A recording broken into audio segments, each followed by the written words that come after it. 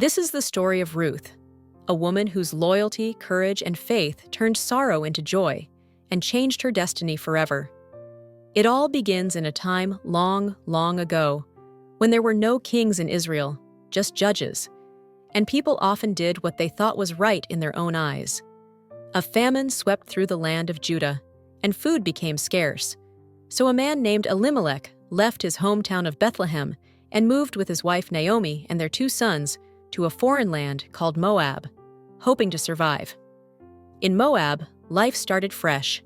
The 2 sons married Moabite women, Orpah and Ruth. But then tragedy struck. First, Elimelech died. Then, both sons died too. Naomi was left alone in a foreign land, with no husband, no sons, just her 2 daughters-in-law. It was a heartbreak few could imagine.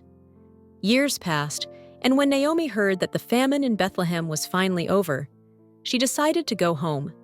She told her daughters-in-law, "You've been so kind to me, but you're still young. Go back to your families. Maybe you'll remarry and find happiness again."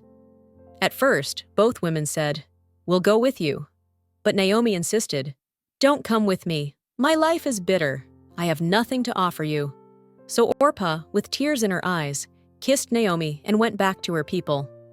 But Ruth did something unexpected.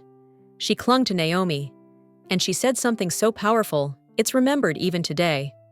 "Don't ask me to leave you. Wherever you go, I'll go. Where you stay, I'll stay. Your people will be my people, and your God will be my God. Where you die, I'll die, and that's where I'll be buried." So together, Ruth and Naomi made the long journey back to Bethlehem. It was barley harvest season, and the fields were busy with workers. But Ruth and Naomi had nothing. They were poor, no home, no food, no help. So Ruth went out to gather leftover grain in the fields, something poor people were allowed to do. By chance, or maybe by divine timing, she ended up in the field of a man named Boaz. Now Boaz was a good man, honest, kind, and as it turns out, he was a relative of Naomi's late husband. Boaz noticed Ruth right away. He had heard about her, how she had left her home and family to stay with Naomi. Her story had spread around town. People admired her. So Boaz told his workers, "Look after her. Make sure she's safe. Leave some extra grain for her." When Ruth came home with more than enough food, Naomi was surprised. "Where did you work today?" she asked. Ruth told her about Boaz, and Naomi's eyes lit up. "Boaz is one of our family's guardians," she said. "He could be the one to redeem us." Now, in those days, a guardian redeemer was a male relative who could marry a widow to carry on the family name and protect their land and rights. So Naomi came up with a plan.